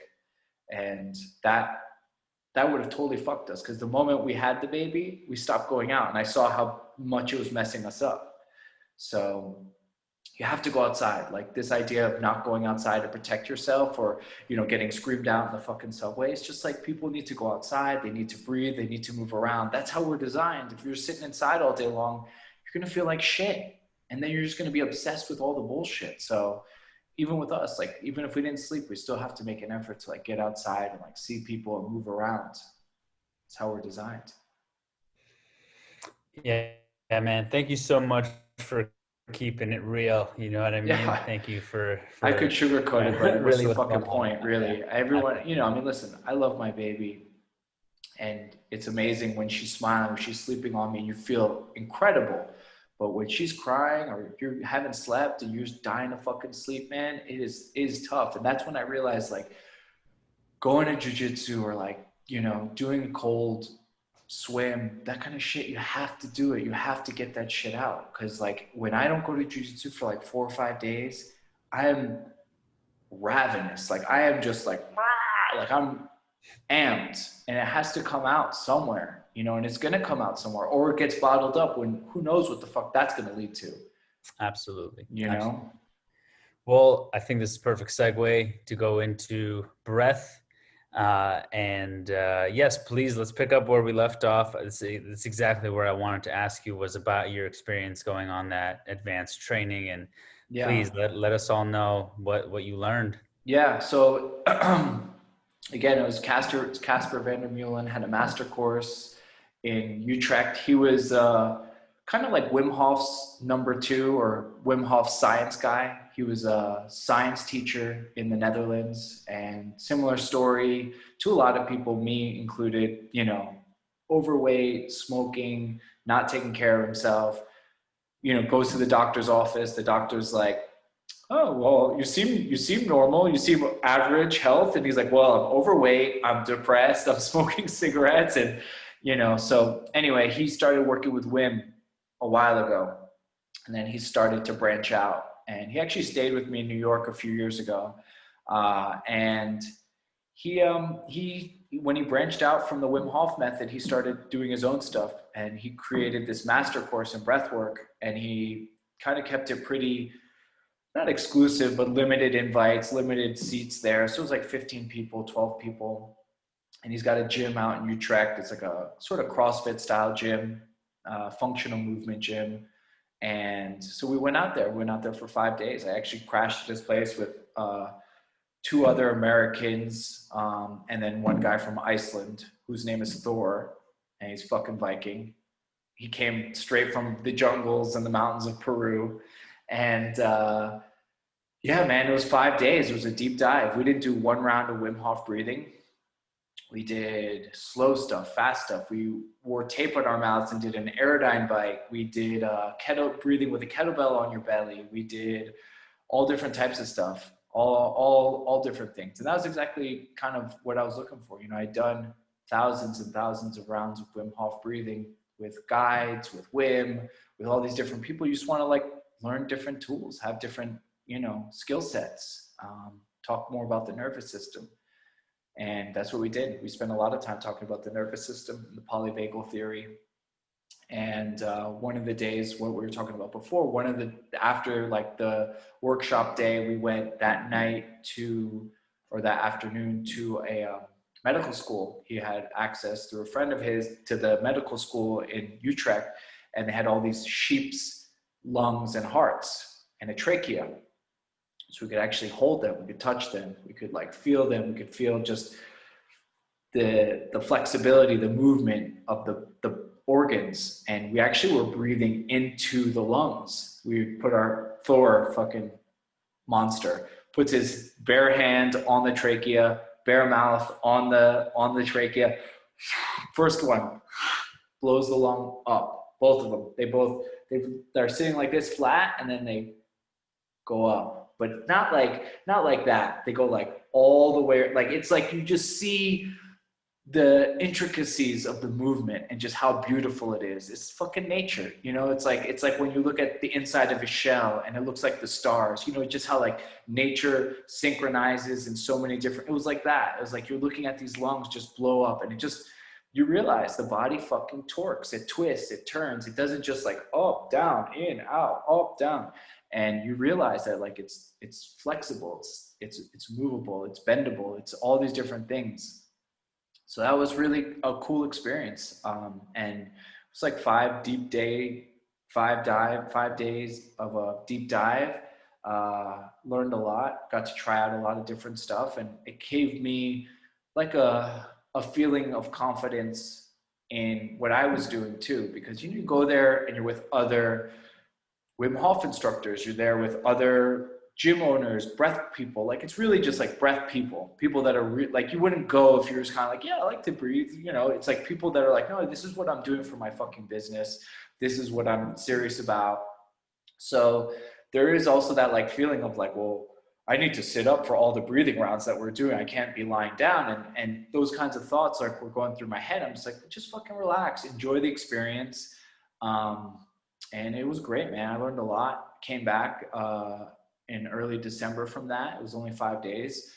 And yeah, it was funny. I was on my way to the airport to go to the Netherlands. And I remember I told you I was cold emailing Netflix and LinkedIn at the time. And they both got back to me on my way to the airport. And I'm just oh, fuck yeah. I need this. I need to know that I've got something big in the works, because I felt I was kind of overstepping to buy the trip to go, with the baby on the way, with the holidays around the corner. No one's doing a Wim Hof workshop the last 2 weeks of December, the first week of January. So I was this is kind of a stretch for me right now. And Libby was helping me financially from the summer through that point, because she had sold a house that she owned, and She was in a better financial position than I was. You know, I proposed to her in the fall too. So I spent a lot on the ring. I was just like, I was tapped, man. I was kind of like running on financial fumes. I had kind of like exhausted a lot of my savings. I was just like, New York's expensive, you know, and I was hustling. I was like doing a lot of free shit at the time. I was doing, you know, Fire and Ice at the time on Friday nights. I was, you know, trying to put together workshops with Burn again, and Burn and me had stopped working together for a while. And then we started something back up again. It was a shorter format, but it was cheaper to buy the tickets for it. So I was like trying a lot of different things, but I knew if I really wanted to have longevity, I had to get into the corporate space, or at least had to try to get in the corporate space. I had to develop private clients. And so that was my goal going into 2020, and it started happening. And as the workshops were picking up, like I said, that group episode, everything started going up. And yeah, it was luckily too good timing, you know. And I don't know if it's luck, but I had 2 clients in January, these 2 older women that I was doing breathing with like this on Zoom or FaceTime, one-on-one both. One had rheumatoid arthritis, this old retired woman in Delray, and another one was in Cherry Hill, New Jersey, and she had severe anxiety. And we started doing weekly sessions, and I got like sort of my feet wet doing one-on-one breathing with people. Because the nice thing about breathing is we could do something, and if you follow the cadence, you're going to feel a shift happen. Like I don't have to actually be in person with you. It's better to see you move, like to feel you doing your breathing and to connect that way. But if you follow the cadence and you slow your breathing down, you're going to feel more relaxed, or you're going to have that shift take place. So to get my feet wet with that was great. And then I got into Netflix in January, and I did a session in their office, and that was just kind of like good confidence booster. And then, yeah. And then, I want to thank Avi, first of all, for coming to even my job to do a quick workshop. Anytime. My Anytime. You got great group and, over there. Awesome group of kids. Yeah. And, you know, they loved it. They were like always asking, they still ask to this day, like, are we ever going to have like more wellness people? Is Avi going to come back? And anytime. like, you tell me, man, I'm happy to do it. I'm happy to do it. And that's the thing too. It's just like, anyone can benefit from this shit, man. Exactly. Anyone can benefit from breathing exercises. Breathing is our most fundamental and basic movement. We do it 20 to 25,000 times per day. If you're doing it dysfunctionally or you're doing it improperly, it's going to have lasting effects. It could lead to chronic health issues. If you're doing it well, it's going to help your posture. It's going to help your movement. It's going to help your mood, your energy, your sleep. So these little things, like it's like if the foundation of your tree is fucked up, if the bottom part, the roots are not in place, then the rest of the tree is going to have issues. You want this foundational thing to be as connected and as free flowing and properly functional as possible. So, I mean, I've worked with professional athletes. I've worked with people with ALS, which is probably one of the more debilitating diseases that there is. Parkinson's. Anyone can benefit from this. Anyone can benefit from slow breathing. And if you look up, you know, all the science, it's all slow. It's all slow, and it's all through the nose. I mean, Wim Hof breathing is the best. Anytime I have a session, I'm probably ending with at least 2 or 3 rounds of Wim Hof breathing, because to me, it was the thing that got me into it when I talked about the first time we spoke. But that's not what you can do all the time. You can't Wim Hof breathe all the time, especially you mentioned your friend who's super jacked and breathing in his chest. He needs to slow it down. He needs to activate his diaphragm. He needs to breathe through his nose. He needs to figure out, because he's going to burn out. He can't stay at that chest, mouth all the time. That's like a Porsche or Ferrari running at 5th gear, 6th gear all day long. It feels good for him. It's probably what he needs. Like he's sympathetic dominant. He's like likes to be in fight or flight mode or fight mode, but you can't live there. You know, you have to be able to downshift. You have to downregulate. You have to be able to play at a lot of different levels. So, yeah, I mean, when I work with people, I try to feel out where they're at. So whenever we do a session online, 5-10 minutes to start, nice and easy. Where you at? How's your day? How'd you sleep? Kind of like what, you know, Ruben and I Ruben gave me his questionnaire, and same kind of thing. If I'm starting up with a private practice or a private person, we're gonna have a call, like an hour consultation, and I'm just gonna talk to you about as many things as I can get you to talk about, whether that's poor sleep, eating habits. I don't get too far into eating, but if you're late night eating, then we might talk about that. Coffee, how much coffee you're drinking, exercise, mood, energy. And then we talk about sleep a lot just because it's so important. And then we'll start our first session off and we'll do half an hour. Most of them are hour. And yeah, I mean, most of the time people will sign up for like 5 or 10 sessions. And then most of them have been continuing on from there. I have people that I've worked with since April and May. I'd say April was probably one of my worst months in terms of work. Again, I was doing a lot of free shit. It was weird, when the pandemic hit, especially, I'm sure you guys know, from the health and wellness space, everyone was like, everyone needs my content. I'm putting it all out there for free. And I was kind of like, no, I'm not putting that shit out there for free. Like, I'll do a couple things here and there for free. But I wrote, even in the Wim Hof Facebook group, because there's a group of instructors, I was like, you guys shouldn't be giving this shit out for free, because you don't know how, I didn't even know that it was going to last this long, but I'm like, you're going to need to get paid at some point, and you've spent a lot of money to get certified, and you know a lot of things. Like, don't hesitate to ask for money. Like, don't feel like that's inappropriate, because a lot of us want to help people, and I wanted to help people too when this whole thing went down. I wanted to do shit. So I pick and choose the things that I'm going to do for free. I'll Ruben, with your group, I'll do it again for free. No problem. I work with I work with other groups, and that's my free shit. And if someone's not well and needs help, I will help them. But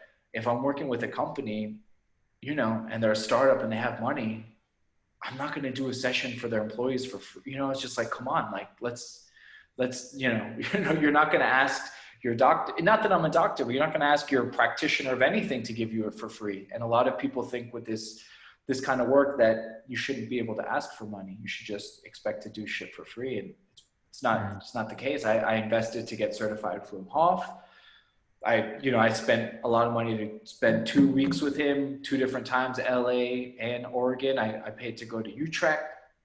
That's also it too. Like, you invest in yourself. It's like you guys, you go to San Diego, or you're getting certified in nutrition. Like, you invest in yourself. And it's like, I would never go to a masseuse and be like, oh, well, can I get this for half off? It's just like, I want to have an exchange. There should be an exchange for it. If someone comes to breath work, like, I'm showing you how to do the most basic and fundamental thing, but you haven't been doing it right and you're not feeling well. So if I show you how to do it correctly, it's going to improve your digestion. It's going to improve your mood, your lower back that you've been complaining about for the last month and a half. That's going to start to feel better. These kinds of things will have residual effects on a lot of different parts of your life. So it's tough. I have a lot of friends that are still not struggling in terms of for free or not for free, just struggling to find a place for this work right now.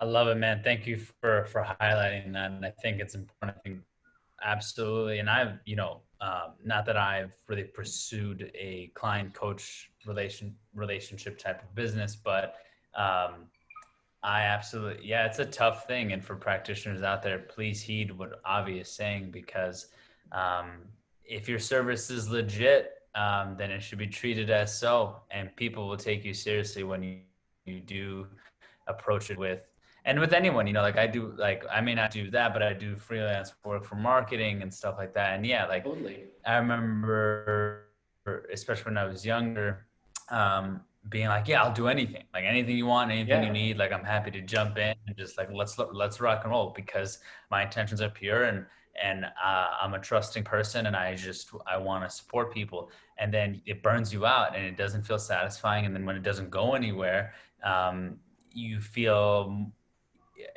feel like it was useless. And then you start hating people. Not, maybe hating is a strong word. You start resenting. You get resentful. You become very resentful. So yeah, that's awesome. And you you can do stuff for free. Like I was trying to tell people, I'm like, I'm not saying don't give away a breath session, but if you're giving away a weekly breath session for 6 months, and then at month 7, you're completely exhausted and you have no money and then you want to get paid, no one's going to pay you for it, you know? And it's like, it's hard. It's hard though. You know, it's hard because it's a new way to do it. And I have friends that, you know, they just want to do the in-person workshops. Like that's where they feel comfortable. They want to be in that group dynamic. And depending on where they're located in the country and the world, you can, and sometimes some places you can't do it. So finding that middle ground. So I think the online stuff's not going anywhere. You know, I even was on a call yesterday with a former colleague, a friend of mine, who mentioned I should get on Oculus and do, because like I don't know VR very well, but he's like, there's this program, an Oculus that he has where he goes into a room and there's a guy there, there's like a therapist doing breath work, and there's like 50, 60 people, and he's got like a little Venmo box in the Oculus room and people donate. He's like, you need to be doing this, man. Like you could be killing it. And it's like, it sounds great. Like it sounds awesome. I just like, I don't even fucking like, I don't play, you know, I don't have Oculus, you know, it's like, it's just, it is a good idea. I don't know I'm going to do it, but it was a good idea. And I appreciate people coming to me with those kinds of ideas and appreciating the fact that like, yeah, like you should be getting paid for the work. Like it's important. Yeah. And so, you know, one more question, and then I know Ruben had an idea. For people who either are new to Wim Hof, never have done Wim Hof, new to breath work, or have been doing it for a long time, I think it's important, and I selfishly would like to know. So where, depending on what activity or what point of the day, what are some practices that you can do or take on? So it seems like for like Wim Hof's really effective if you need to get energized for a long session, maybe a presentation, maybe if you're going to jiu-jitsu, if you're going for a workout.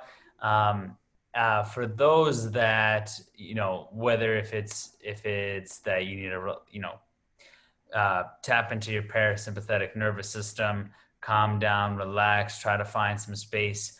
What exactly is the method to that people can take with them? So the one I always talk about, and it's fairly popular and common, or within the breath world, is 5-second inhale, 5-second exhale, all through the nose. If you can get your breath cycles to 6 breaths per minute, it's considered a sweet spot for your vagus nerve, for your nervous system. Your body relaxes there. So if you think about in a workout, when you guys are messing around with the steel mace or the kettlebells, you're breathing hard, heavy, jiu-jitsu, hard, heavy, fast, deep, shallow, whatever it is. You're breathing 15, 20 times per minute. If you can slow your breathing down to 6, 8, 5 breaths a minute, even less. If you do a triangle breath is inhale, hold, exhale. So everyone knows box, or a lot of people know box. It's inhale, hold, exhale, hold at the bottom. Triangle, you don't hold at the bottom. But you could do a triangle breath for 10 seconds, hold for 10 seconds, exhale for 10 seconds. That's 2 breath cycles per minute.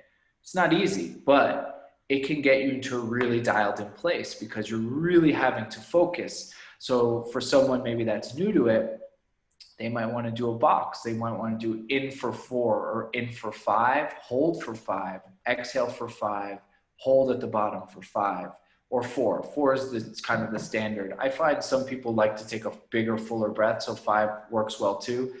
Then the 5 in, 5 out is kind of like the sweet spot of breathing because you're not holding. There's no hold. Sometimes people can tense up a little bit in the holds, especially the ones on the bottom. It's a little stressful, especially if you're having issues with CO2 and you're over breathing a lot, then holding at the bottom of an exhale can be a little stressful.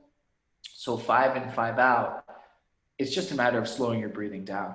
And if you do it for 5 minutes, 6 minutes, I do it before bed most nights. And I used to set a timer for like 5 minutes, but now it's just like, I do it till my body said, all right, you're tired now, like you're ready to pass out. And then I just, you know, either the tape's on or I put the tape on after and I roll over and I pass out.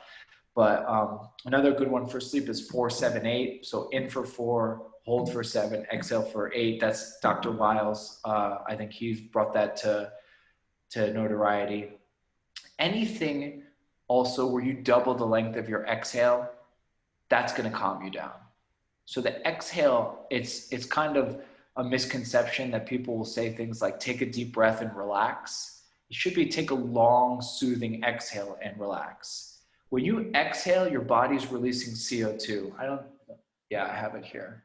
So is that why we do sighs sometimes? Like, yeah, so like a sigh of relief is like a calming thing. You're releasing CO2, your body's dropping. So by dropping too, I mean, if you have one of these, which every pandemic fearful person might have, it's a pulse oximeter. So right now my pulse is at 83 and my oxygen saturation in my lungs is 94.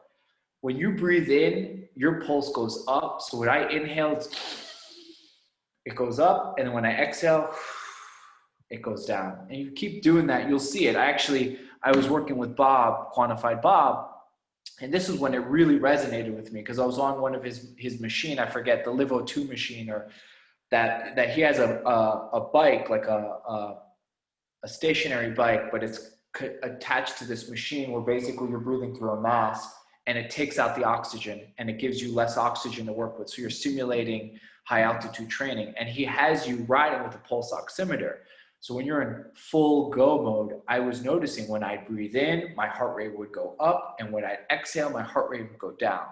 And it really kind of it burned it into my brain that when you exhale, you're calming down. It makes sense because the CO2 is stressful. CO2 is like a lactic acid buildup. So most people that are jacked up, that are up here, they're always trying to take that deep inhale to like calm them down, but that's exacerbating their stress. So they can't get that full satisfying deep breath. So what I tell people then is just go, oh, and like let all that air out, and then try again. And then they call it high-low, where you put one hand on your chest, one hand on your belly, and you breathe that way. So you start to kind of notice where you're breathing from, and you should be breathing through both. It's not just only through the belly.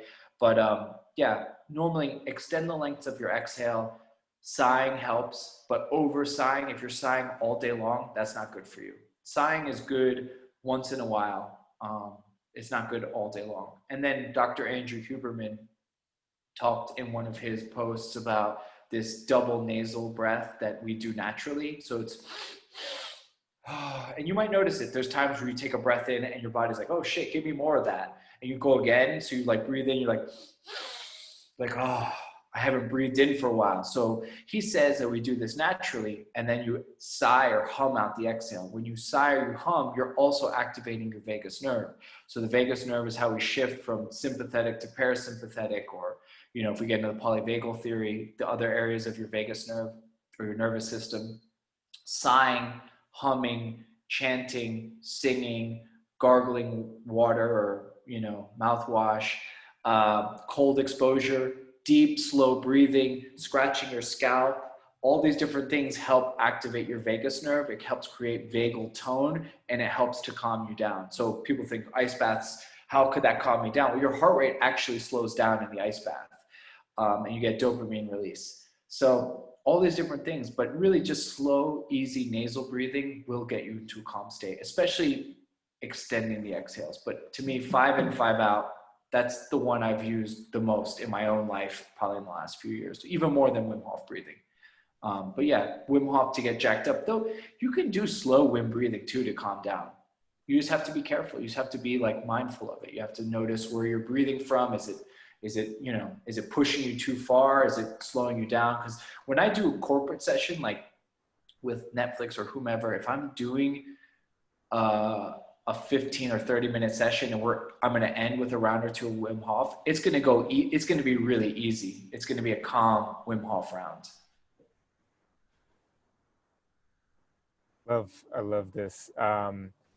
Everything you're saying is like what vagus nerve, breathing. And I think that, you spoke about it in the first podcast, and the fact that we're going into it now, I think it's a tool that we need right now, especially in this pandemic. I'm pretty sure that these companies, the reason why they hired you is because their workers need it right now. Like everyone's busier than ever, even though they're home. Like I think it's just a vital. So before we close out, I just want to say thank you again, Avi, for hopping on with us. It's always such a pleasure to speak Yeah, with me you. too. You have a big heart, man. Now you're a father. I'm super excited to have more fathers like you in the world. I'm not saying every father is this bad fathers out there, but there's actually bad fathers out there. Yeah, totally. But I think we have a good one, and I'm excited to continue learning from you. Now, to close this out, I actually wanted to ask you, Avi, if you can do like a nice, I know we have only a few minutes left, but a nice calming breath session with us, and the audience can follow along. If you don't mind, can we Yeah, close out no, with dude, that? I would love to. Yes. So For I'm going to put sure. myself on mute and you can just Yeah, lead it, man. yeah. And Thank I you. also want to say thank you guys again for having me on. It's a pleasure coming on and talking to you both. I miss you guys hanging in person. And I love seeing what you guys are doing. You know, from the first time we met to now, just like the transformation, the growth. You know, Jesse, you going out to the West Coast, coming back. Ruben, you going out there, you guys taking care of yourselves in the right way, you know, doing a lot of different things. It's good to see, man. You guys got to keep this going. We appreciate you, brother. Thank you. Yeah, same here. All right, well, get comfortable. And for these sessions too, any kind of breathing, you just got to find a comfortable spot. I'm not someone that can sit cross-legged all day long, so I wouldn't ask anyone in my session to do that. But before we start doing anything to the breathing, I always start with some breath awareness. So by breath awareness, you just kind of become aware of where you're at right now. And you scan your body. And you start to see, like, is the coffee still in my system today? Did I drink enough water? Not in a judgmental way, just more in an observational way. You're just kind of running your own physical and mental inventory to see where you're at.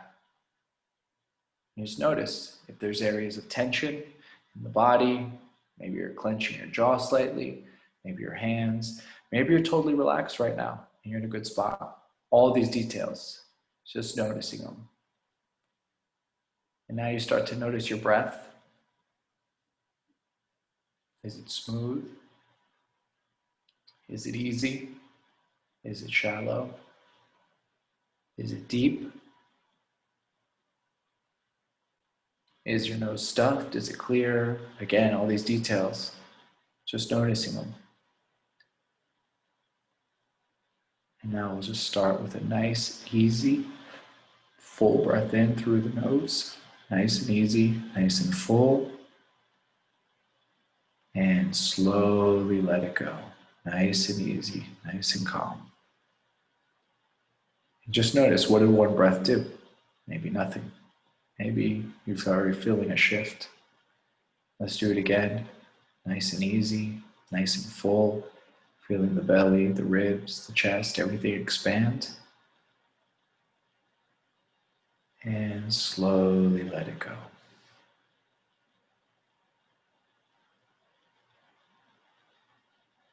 And we'll do it again. Nice and easy, nice and full. Feeling the expansion all the way around, front and back.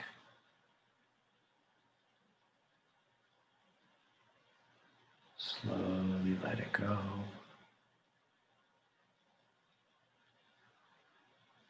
Now we're going to do 3 more, slowest ones yet. Slow on the inhale.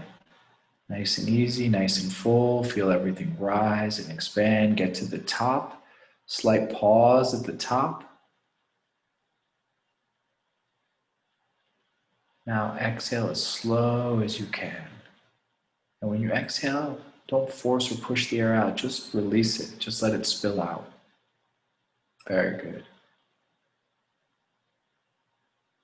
2 more. Slowest ones yet. All the way in. Fill it up. Hold it at the top. Now on the exhale, again, just let it spill out. Just think about water dripping out of a faucet. Nice and easy, nice and slow. Get to the bottom. Slight pause. All right, last one. All the way in, nice and easy, nice and full. This time hold it at the top. Feel that air in your chest, feel it in your lungs, feel it in your belly. Now we're going to exhale as slow as we can, and we're going to hold our breath at the bottom of the exhale. So let it go, nice and easy, nice and slow, and hold.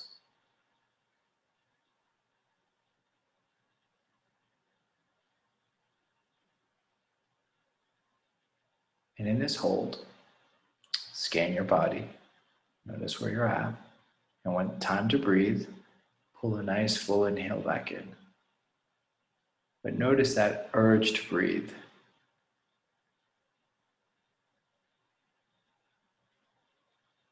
All right, big inhale, Ruben. Another big inhale, Jesse. Fill it up.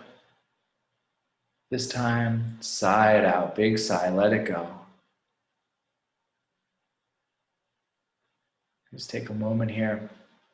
6 breaths in through the nose is all it takes to lower your heart rate and blood pressure. That's it. 6 slow breaths through the nose. Just go nice and easy all the way in. Big inhale. One more. Another sigh, let it go.